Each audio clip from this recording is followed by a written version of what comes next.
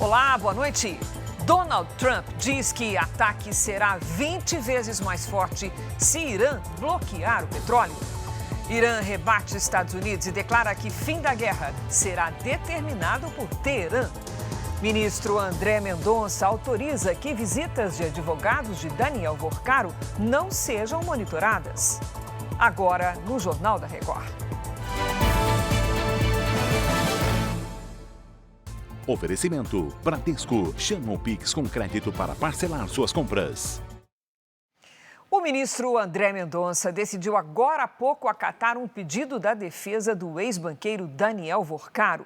Vamos ao vivo com a Gabriela Milanese conversar sobre esse caso, ela que acompanhou a situação durante todo o dia. Gabi, as conversas entre Vorcaro e os advogados dele não poderão ser gravadas, segundo autorizou o ministro André Mendonça.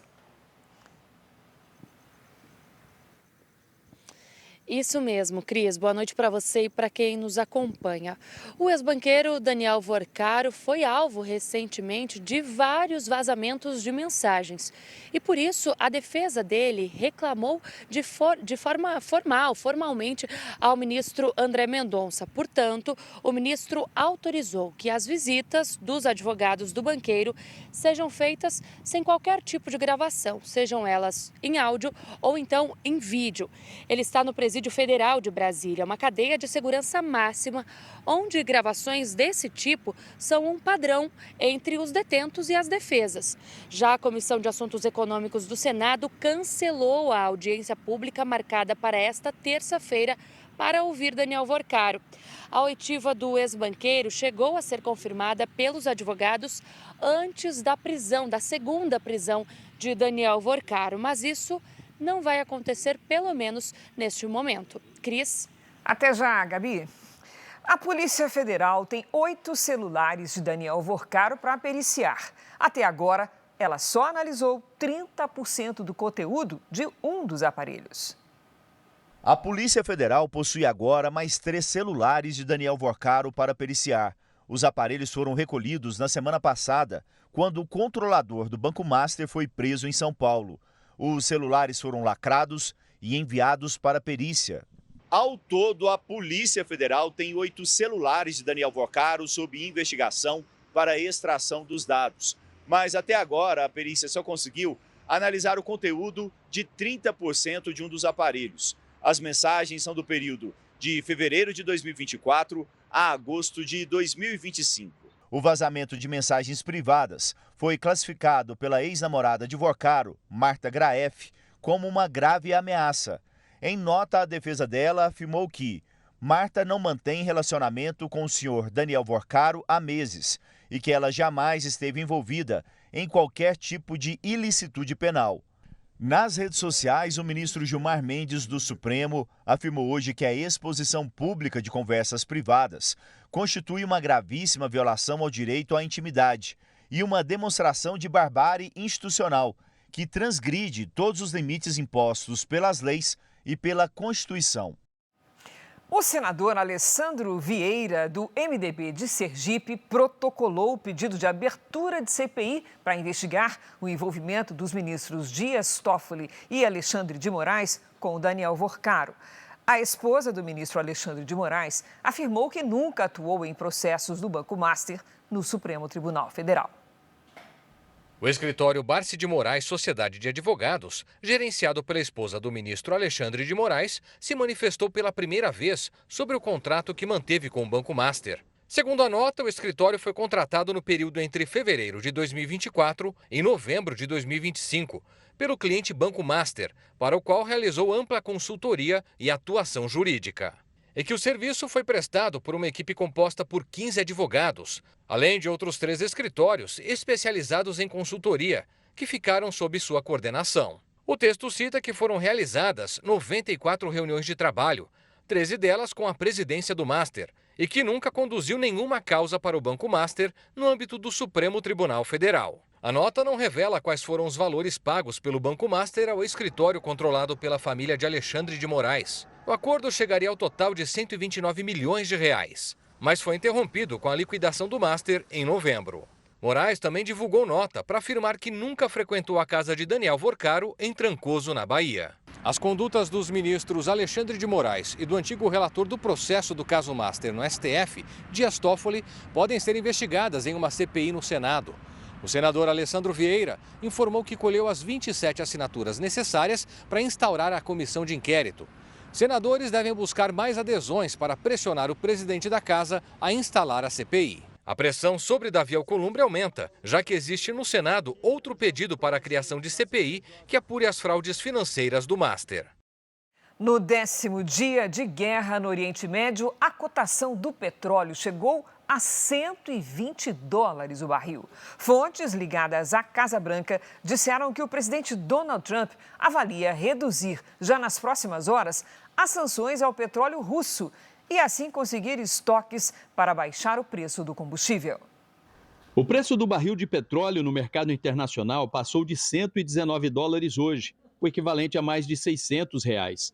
É o maior valor desde março de 2022, depois que a Rússia invadiu a Ucrânia.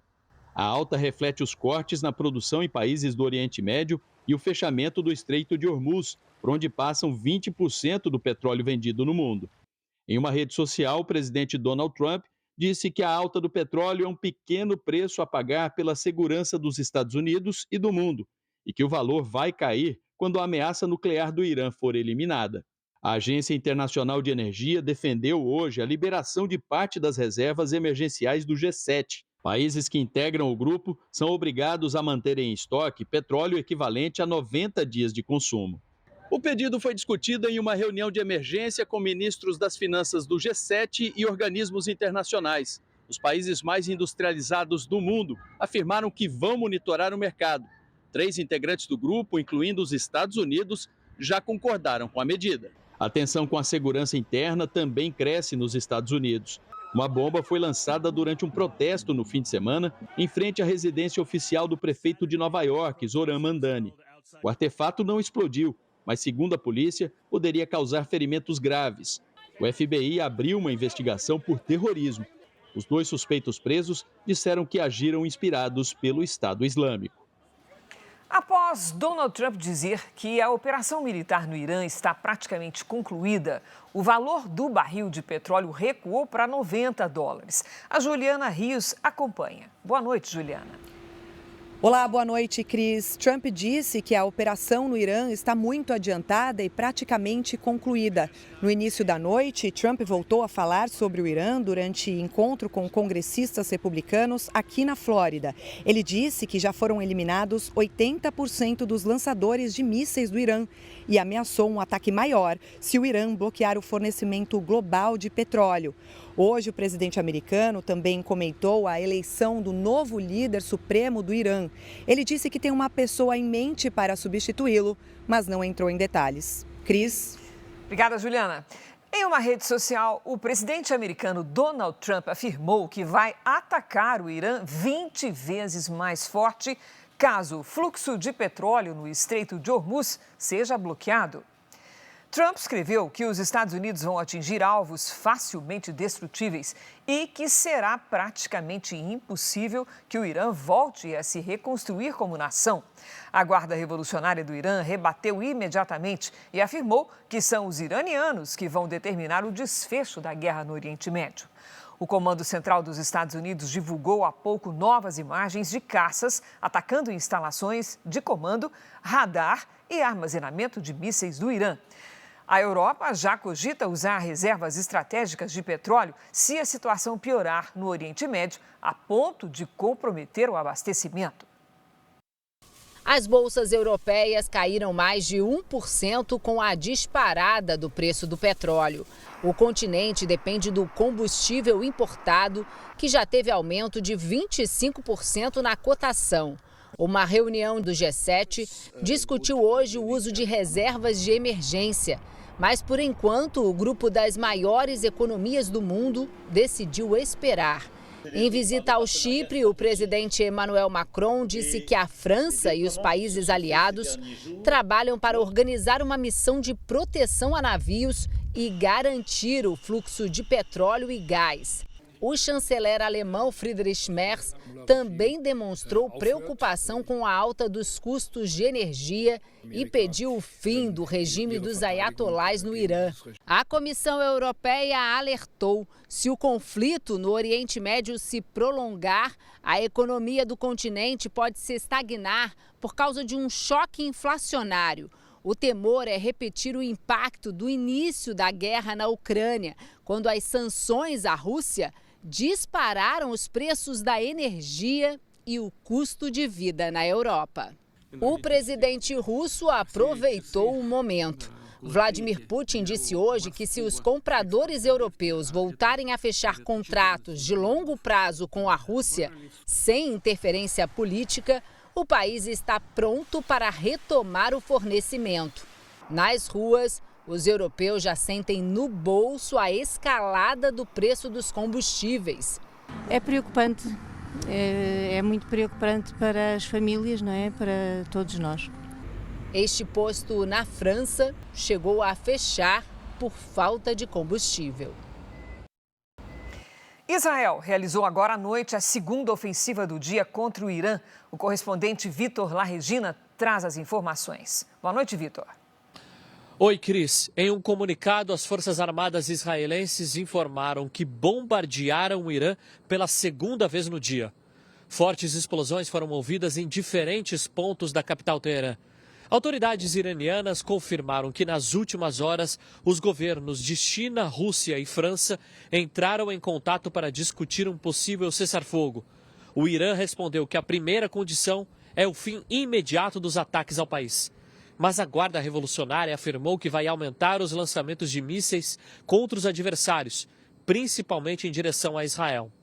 Em outra frente de combate, o presidente do Líbano disse que quer negociar com autoridades israelenses o encerramento do conflito com o grupo terrorista Hezbollah.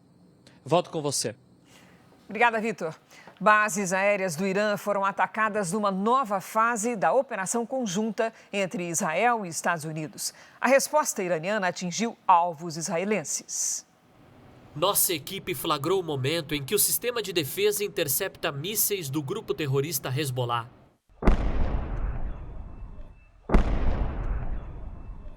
O lançador usado no ataque foi destruído no Líbano.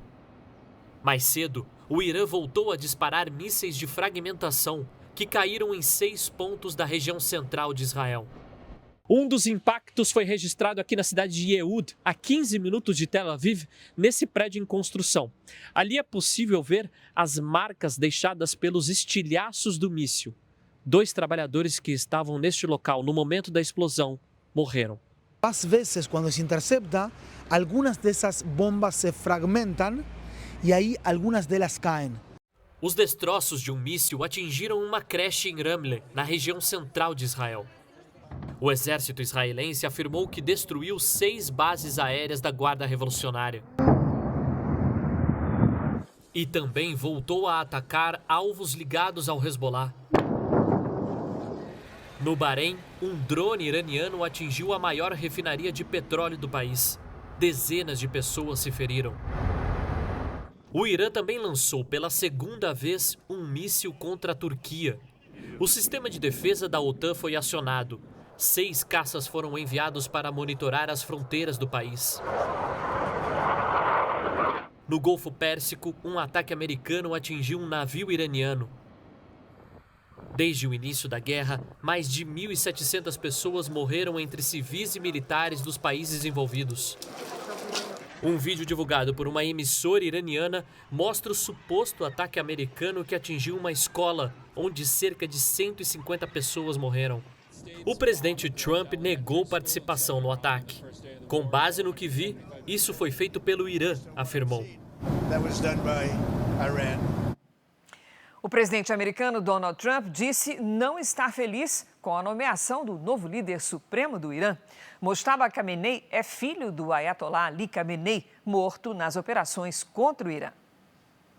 Não existem vídeos divulgados para a imprensa internacional, apenas fotos. Mojtaba Khamenei, de 56 anos, raramente é visto em público, mas sempre atuou nos bastidores do poder. Ele é um dos 6 filhos de Ali Khamenei, O Ayatollah, que liderava o Irã desde 1989, até ser morto em 28 de fevereiro num ataque israelense contra o complexo onde vivia em Teherã. Moshtaba não ocupava cargo oficial, mas é um veterano de guerra. Lutou na guerra Irã-Iraque na década de 80 e serviu numa unidade de combate da Guarda Revolucionária. A trajetória garantiu proximidade com a força militar e ideológica do regime, que jurou lealdade ao novo líder. O anúncio feito na TV estatal mostrou comemorações em diferentes cidades do país. Também houve protestos com gritos contra o regime em vários prédios na capital. Os Estados Unidos impuseram sanções econômicas e diplomáticas a Moshtaba em 2019. Segundo o governo americano, naquela época ele já representava o líder supremo. Agora, será oficialmente responsável por chefiar as Forças Armadas e conduzir a política externa que é contrária aos Estados Unidos e a Israel. A escolha é polêmica até dentro do Irã. A Revolução de 1979 derrubou a monarquia justamente para acabar com a sucessão familiar. Pela Constituição, o líder supremo deveria ser escolhido pela liderança religiosa e política, e não por laços familiares. É claro que essa situação traria efeitos sobre preços mais cedo ou mais tarde. Em São Paulo, os postos de combustíveis já começaram a reajustar os preços da gasolina e do diesel por causa do conflito no Oriente Médio. Vamos conversar com a Giovana Rizardo. Giovana, boa noite. Para quanto é que foi o aumento? Você pode já nos informar? Posso sim, Cris. Boa noite para você, boa noite para todo mundo. Em média, 43 centavos no litro da gasolina e 50 centavos no litro do diesel. E não estão descartados novos repasses. Essa informação é do Sincopetro, Sindicato do Comércio Varejista de Derivados do Petróleo do Estado de São Paulo. A entidade disse ainda que esse aumento feito pelas distribuidoras, por enquanto, é referente ao reajuste dos barris de petróleo negociados pelo mercado internacional na semana passada. Agora, no caso da Petrobras, a empresa estatal continua mantendo os mesmos preços praticados antes do conflito. Agora, quanto aos estoques, tanto de gasolina quanto de diesel, o sindicato diz que não há falta de combustíveis aqui no estado de São Paulo, mas que a tendência é que a oferta diminua caso a guerra se mantenha da mesma forma ou até haja uma escalada. Vamos ouvir. A gente está vendo que o mercado está complicado. Por quê? Porque não tem petróleo, a importação começou a complicar e a Petrobras tem produção de 75% do óleo diesel no mercado nacional. 25% é importado por ela, pelas outras distribuidoras grandes e também as pequenas, e esse petróleo já está recebendo os aumentos que estão acontecendo, que hoje o petróleo chegou até $120 o barril, e então as companhias estão realmente repassando. Produtores brasileiros estão preocupados com os impactos da guerra nas exportações de alimentos. Os setores de carnes e milho já prevêem alta dos preços no mercado interno, caso o conflito continue no Oriente Médio. A carne bovina produzida no Brasil é consumida em vários países do Oriente Médio. São quase 300 mil toneladas por ano, 10% das exportações nacionais. E para outras regiões do mundo, como o Sudeste Asiático, são mais de 600 mil toneladas de carne que passam de navio pelo Golfo Pérsico. Mas com o bloqueio iraniano no Estreito de Hormuz, as viagens estão suspensas. Neste cenário, indústrias brasileiras já reduzem a produção à espera dos próximos desdobramentos do conflito. Entre 10 e 15 dias, se não tiver uma mudança de cenário, impacta altamente a indústria da carne bovina. Nós temos que parar de embarcar, porque as empresas não estão aceitando novos contêineres. E aí nós temos que diminuir o abate aqui para carnes com essa destinação. Segundo a Associação das Indústrias Exportadoras de Carnes, o aumento dos custos e a queda na produção podem afetar os preços também no mercado brasileiro. Se a exportação deixa de ser rentável, seja por questão de fluxo logístico, de geopolíticas, guerras, o custo empresarial e do produtor, do pecuarista, precisa ser rediluído. E onde ele vai ser rediluído? No mercado interno. Então pode ter um impacto de subida de preço no mercado interno. De todos os grãos produzidos pelo Brasil, o milho se destaca nas exportações para o Irã. O país comprou 10 milhões de toneladas no ano passado, 20% de todo o milho brasileiro vendido no exterior. Como a colheita dos grãos enviados para lá acontece no segundo semestre, o impacto nas vendas vai depender da duração do conflito. A gente exporta também para o Oriente Médio, inclusive para o Irã. Então a gente está preocupado no segundo semestre de ter problemas para enviar esse milho para o Irã. Outro efeito imediato que preocupa os produtores brasileiros é a oferta de fertilizantes do Oriente Médio, que estão com as vendas suspensas e são fundamentais nas plantações de milho. Nós vamos ter um custo de produção mais alto e provavelmente isso vai ser transferido para o consumidor, porque os preços de milho vão ficar mais caros. O presidente Lula e a presidente do México, Cláudia Sheinbaum, conversaram por telefone agora à noite. Portanto, a gente vai voltar com a Gabriela Milanese, que também traz detalhes sobre esse tema. Gabi, como é que foi a conversa? Do que os dois trataram na ligação?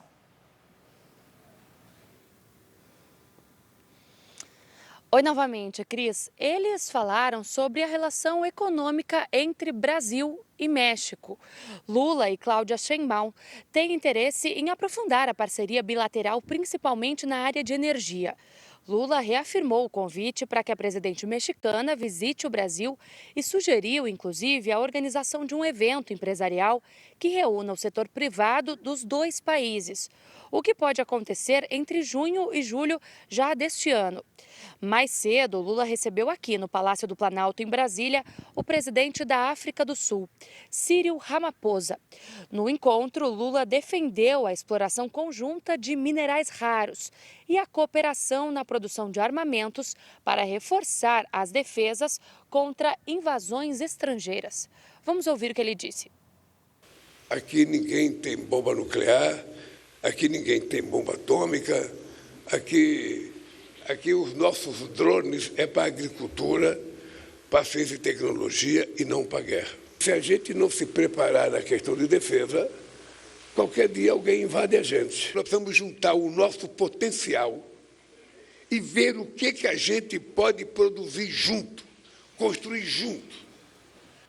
Agora, 00:40, nossos repórteres sempre ao vivo com você, São Paulo, Brasília e agora Rio de Janeiro. Um incêndio atinge um galpão que armazena peças para motos. O nosso colega Leonardo Aque atualiza as informações. Oi, Léo, boa noite. Oi, Cris, boa noite para você, boa noite a todos. O incêndio foi controlado há pouco, após mais de 12 horas de trabalho. A ação foi dificultada pelos produtos inflamáveis no local. Cerca de 100 militares de 15 quartéis atuaram no combate às chamas. Ao longo do dia, a coluna de fumaça pôde ser vista de longe. Funcionários que chegavam para o trabalho perceberam o incêndio e conseguiram sair a tempo. Ninguém se feriu. Agora, por segurança, 6 famílias que moram próximo ao galpão tiveram de ser retiradas de casa. As causas do incêndio ainda são desconhecidas e devem ser investigadas.